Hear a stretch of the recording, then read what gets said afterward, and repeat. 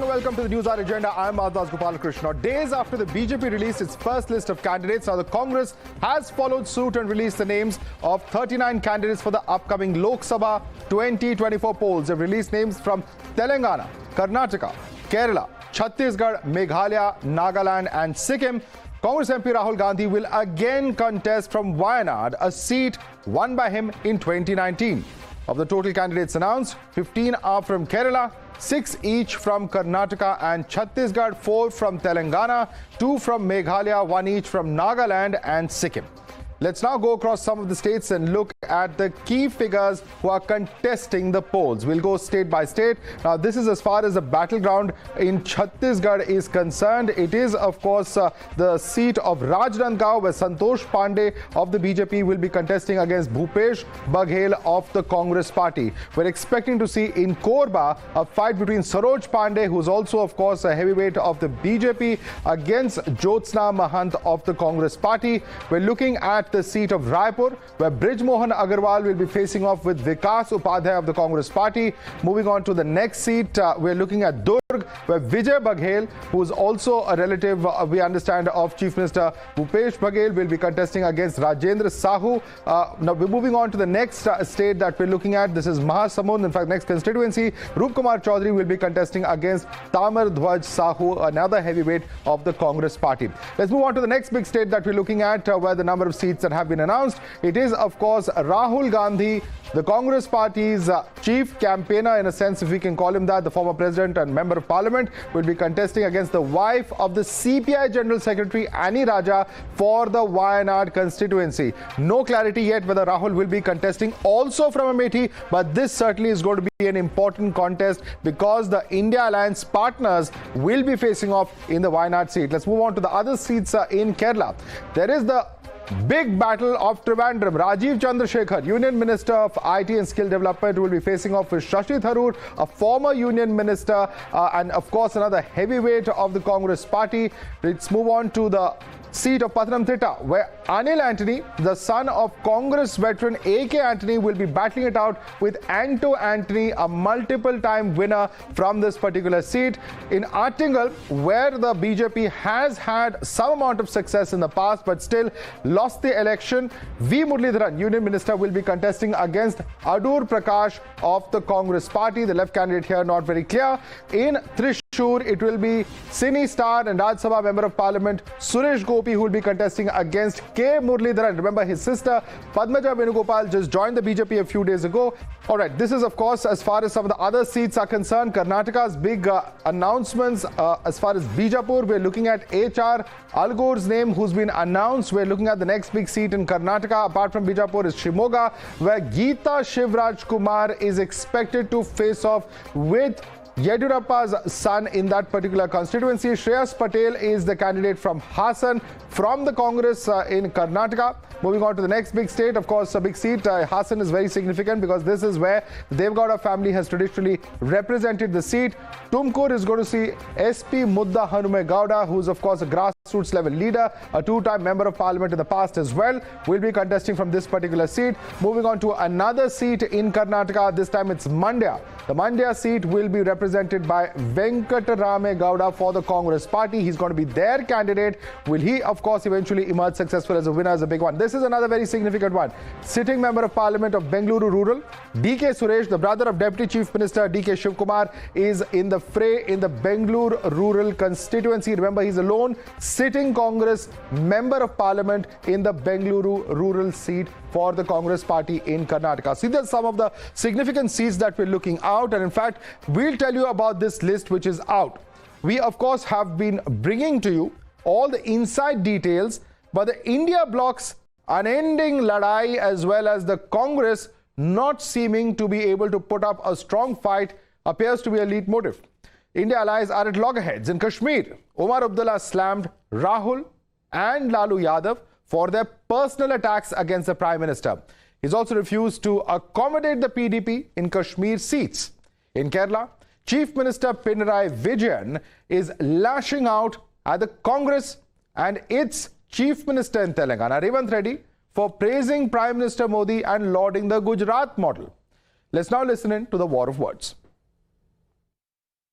എവിടെയായിപ്പോൾ കോൺഗ്രസിൻ്റെ 11 മുൻ മുഖ്യമന്ത്രിമാർ? BJP-യുടെ നിരയിലാണ് 11. ഇനി എത്ര? ആർക്കും പറയാനാവില്ല. ആർക്കെങ്കിലും പറയാനാവൂ? ഇതാണ് കോൺഗ്രസിൻ്റെ നില. गोल के आगे से हम गोलकीपर को हटा के मोदी साहब से कहते हैं ना, लाओ कर लो स्कोर। अब परिवार पे हमने खुल्लम खुल्ला उनको गोल दे दिया और उन्होंने मौके का इस्तेमाल किया और बड़े तरीके से किया। कहा कि मोदी उनका है जिनका कोई नहीं, और हमारे पास इसका जवाब ही नहीं है। तो मैं तो अपने, वो मुझसे हालांकि सियासी तौर और उम्र के लिहाज से बहुत सीनियर हैं, वो यही है कि हमें इस तरह की सियासत जो है वो छोड़ के हमें लोगों के मुद्दों की सियासत करनी चाहिए। ये चौकीदार, ये अदानी अंबानी, ये राफेल, ये परिवार, ये चलता नहीं है। And amidst infighting within the India bloc, Prime Minister Modi leaves no opportunity to take a swipe at the opposition, sticking to his war cry of Ab ki baar 400 par. The PM this afternoon, while presenting the first ever National Creators Awards in Delhi, took another total Safai jibe at the opposition. Listen in. ये मेरी भी एक इच्छा है कि कभी आपके साथ क्लीन अप कर पाऊं। वाह, थैंक यू। जरूर मौका मिलेगा। और हमारी हर प्रकार की सफाई में काम आ सकता है। इस चुनाव में भी सफाई होने वाली है।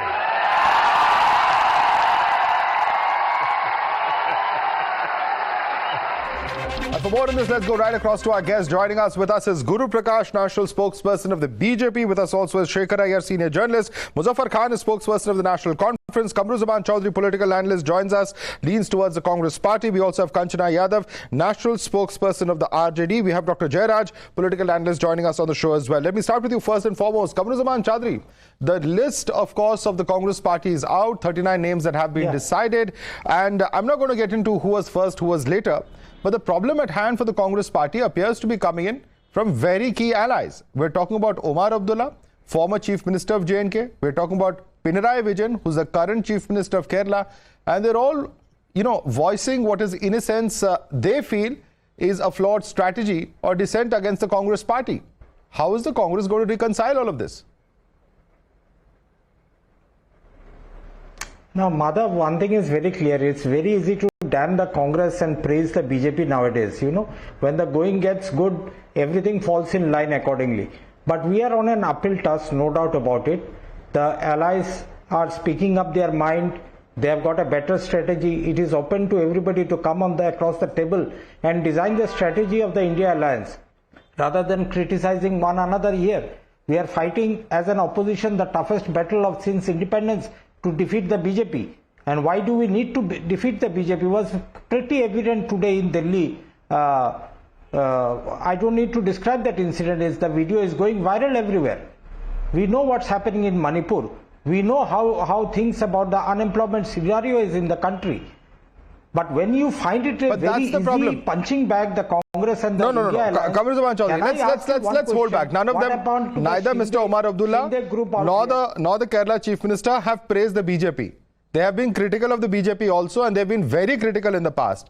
But what they are saying is that when you raise issues such as, which are not people's issues, you said unemployment, and perhaps those are the kind of issues, inflation, people's issues that you should be taking to the people rather than personal jibes like Chaukidar, as well as statements on Parivar, etc. that have been made by Lalu Yadav.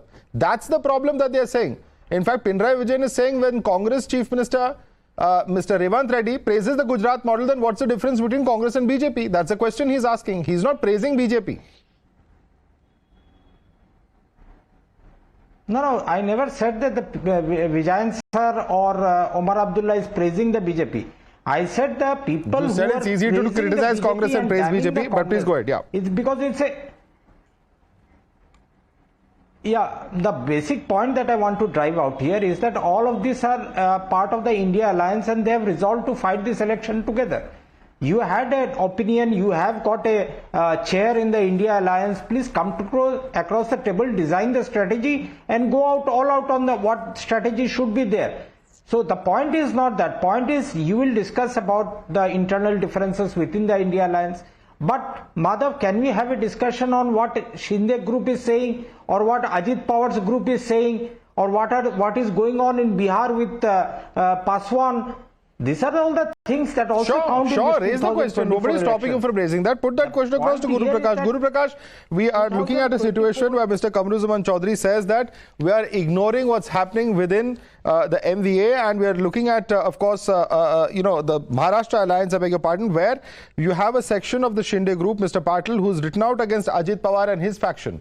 So there are differences within the NDA as well, which should be looked at, should not be ignored, says Kamru Choudhury. Please respond to him. No, Madhav, I am reminded of a share by Ghalib, and it applies on the leadership of the Congress and the I.N.D.I.A alliance. जिंदगी भर गालिब यही गलती करता रहा, धूल चेहरे पे थी, आईना साफ करता रहा. The Congress Party, its leadership, the I.N.D.I.A alliance, they are not willing to do the introspection. They need to do collective introspection. They need to turn the searchlight inwards. Umar Abdullah Ji, he belongs to the Bharatiya Janata Party. Pinarayi Vijayan, he belongs to the Bharatiya Janata Party. Revant Reddy, he belongs to the Bharatiya Janata Party. I ask a simple question to my friend from the Congress Party, who is representing the sympathies of the Congress Party. I don't understand. If you would remember, I would like to remind your viewers, Madhav, in 2014, Mani Shankar Iyer, former Union Minister of Foreign Affairs, Narendra Modi यहां कांग्रेस के convention में आकर के चाय बेच सकते हैं. ये कांग्रेस के सीनियर लीडर, वरिष्ठ नेता, विदेश मंत्री ने कहा था. 2019, we all remember, चौकीदार चोर है. We saw how the country, entire country became चौकीदार in defense of the respect of the Honorable Prime Minister. And the same mistake in 2024. When you are asking difficult questions, you are raising a question mark on the integrity, on the family system. This is absolutely unacceptable. Madhav, let me take that question across to Kanchan Yadav. I think that's a very important point. Let's go point by point, because otherwise we'll get lost in all of these multiple points in the debate. And let me take that Parivar jibe specifically to Kanchan Yadav, who's the national spokesperson of the RJD. Kanchan Yadav, the question that has been raised by Omar Abdullah, and this is not coming in from the BJP. What is interesting is that India allies themselves, and Omar Abdullah says he's a much senior leader to me in terms of age and experience. But I feel that we are giving a chance to the BJP to attack when we make these kind of comments, rather than focusing on issues that really matter to the people. Why focus on these personal barbs is a question that he's asking. First of all, Prime Minister Narendra Modi have no right to finger his point on the like dynastic politics and dynastic politician, because I.N.D.I.A alliance have more dynastic politician and dynastic party within the I.N.D.I.A alliance than the I.N.D.I.A alliance than the I.N.D.I.A alliance. And secondly, what Umar Abdullah has said is simple. He just raised the concern because the Bharatiya Janata Party have more propaganda machinery to divert the narrative, and this is what he said.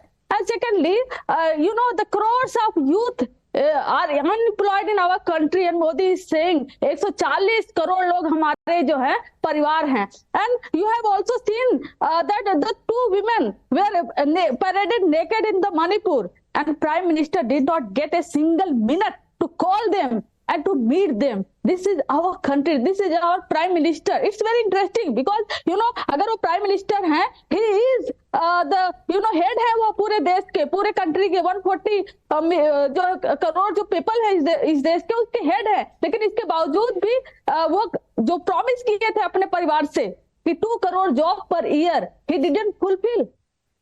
कोई अपने परिवार के साथ ऐसा करता है तो ये फेक और फुल जो पूरे नैरेटिव को चेंज करने की कोशिश भारतीय जनता पार्टी कर रही है, ये नैरेटिव चेंज नहीं होगा. we will focus, we will fight this election on the unemployment, on the inflation and other issues, on other real issues. Okay, I'll get into the BJP spokesperson and get him to respond to you, but let me get in the NC spokesperson, Muzaffar Khan first. Muzaffar Khan, is it just a concern or is it more than that? Because this appears to be issues that have, many believe, played an important part in many Lok Sabha elections in the past. Whether we're talking about Chai Wala, whether we're talking about Chaukidar Chor hai, just before the elections, giving such a full toss, many would say in colloquial terms, to the BJP has proved to be disastrous in the past. Madhav, in fact, it is more of a concern than of critique. There is no doubt in it that everybody who is a part of I.N.D.I.A alliance is deeply concerned about the things which moving in the politics of these days, because election hyperbole has taken all over the country. Another thing which I just wanted to say, that Umar Abdullah has not criticized either India Alliance or any political party. Rather, he has said that let us focus on the real issue concerning the general public. Let us focus on the employment which this regime could not provide. Let us talk of the other things instead of retorting back on the dynastic rule which we have been hearing for last 10 years now. People are sick of it. That they don't want to hear these colloquial terms which we have been hearing, and we are sick of it, all these things. People now want job. People want employment. People want inflation control. People want their increase in per capita. That is the real issue. People want control on the inflation because they're unable to meet with the expenses, day-to-day expenses as on date. The lower middle class is crushed completely. But nobody is talking of it. We flare up those issues, irrelevant issues. I understand the point that you're coming from, but I want to quote exactly what Mr. Omar Abdullah has said. He says that I was never in favor of such slogans. We have never benefited from them. Voters are not influenced by such things. They want to know how issues they are facing and present will be resolved, and you've perhaps rightly mentioned those. But he says we do a self-goal by giving such statements and allow Modi to score. We should raise issues concerning people. Chaukidar, Adani Ambani, Rafale, family, these things don't work. To the best of my knowledge, sir, these are the issues that the Congress and most opposition parties have focused on in Parliament for the last several years, and perhaps they have not worked. That's the point that is being made by Omar Abdullah. Why has opposition been raising them then?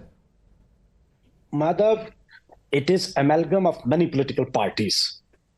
And every political party has its own ideology, has its own thinking process, brains behind the political ideology also. This is a suggestion out of concern given by Umar Abdullah. Umar Abdullah is not critic of India, nor he is praising anybody. He is simply saying that these issues which we are raking up at the fag end of the election are not going to deliver the things. Let us touch all those issues which concerns the general public. Okay. Let me bring in Shekhar Iyer on that. Shekhar Iyer, is it really that simple as Mr. Khan would have us believe? Well, Madhav, what these opposition leaders are saying is that there was a time to sit across the table, identify the issues, identify the kind of campaigning to be done on these issues. See, that was the agreement when they met last. That they would, complete seat talks by December 31st and launch joint campaigning from January end. But then there was a unilateral move by Rahul Gandhi to go on the I.N.D.I.A which surprised most of the opposition leaders, from Akhilesh Yadav to even Nitish Kumar when he was part of that, and Mamata Banerjee, all of them were surprised. So why was those precious time lost? And Rahul Gandhi started firing. And similarly, Lalu Prasad's statement in the Patta rally is basically justification that why so many members of his party are in politics. In fact, the new entrant there was Rohini Acharya, who has been tweeting, vigorously, trying to defend as if that for them it is a matter of birthright, that family in the politics. And what did Lalu say further? That is more important. He said you are criticizing family politics because you don't have a family. Which means all politicians who have a family have an inherent right to promote their children in politics. It's a total justification. Which means Stalin is right with promoting Udayanidhi. Farooq Abdullah is right in promoting Omar Abdullah. What is wrong with that? See, the problem is we have already seen that this politics has resulted in corruption from Jammu Kashmir to Tamil Nadu and Bihar. What has happened? Even now there are cases going on involving many members of one particular family. Okay. And Lalu itself, Lalu is not icon of some secular politics. He is a convict in a further case. And Kanchan Yadav. I want Kanchan Yadav to respond to that. Kanchan Yadav, respond to that. And taking a cue, of course, you can respond to Mr. Shekhar Iyer. क्या सफाया होगा इस चुनाव में, as PM is saying? Sir, for your kind of information, for 25 to 30 years, personal attacks have been made on the Laluji regarding his family. Even when the Lokpal movement was going on in Delhi, most of the personal comment was made on the Laluji. regarding his family, and no media debated on that. And you are saying that Lalu ji is talking about Parivarvad. Parivarvad kiska propaganda hai? It's not the propaganda. It is not our propaganda. It's the propaganda of the Bharatiya Janata Party, who have more dynastic politician and dynastic party within the I.N.D.I.A alliance. For your kind of information, sir, please correct your knowledge. Thank you. So ये NC को बोलिए, ma'am. Would you like to respond to Mr. Muzaffar Khan? Madam, just see. If my father is a liar, nobody has problem if I become a liar. And dynasty is nowhere in this country. It is through election. But becoming the head of the party becomes a problem, sir. Becoming the head of the party becomes a problem by succession. That is where there is a problem in a democracy. That's the debate. But let me bring in Dr. Jairaj. Dr. Jairaj, today the Prime Minister says that there will be a Safai, there will be a clean sweep. Are we looking at that possibility now? Because several polls appear to be suggesting so. We have to wait and see. In politics, we have to wait and see what happens next. And at this juncture, I can see one thing. I can happily see that the shift of attacking one family, earlier it was the Nehru Gandhi family, that attack has shifted to the I.N.D.I.A alliance right now. It is because they understood the fact that attacking Rahul Gandhi and his party doesn't have an impact in these elections. The BJP now really, BJP and the N.D.A really fears the N.D.A alliance. That is why this political shift, and that is why the whole debate sounds about. So why is Pinarayi Vijayan attacking the Congress then? That is a different thing. Why is that different? UDF and LDF are there opposing for years. From 1957 onwards, when we look at the Kerala scenario, the things are different. When you look at the national thing, this shift from attacking the dynasty politics, I think earlier it was... Shekhar Iyer, is it really that different? Is it really that different? No, I think it's very clear. Pinarayi is not Sitaram Yechuri. He is not going to spare Rahul Gandhi in Wayanad. He wants to win as many number of seats as possible. This is a very aggressive left which wants to show that it is in form in Kerala.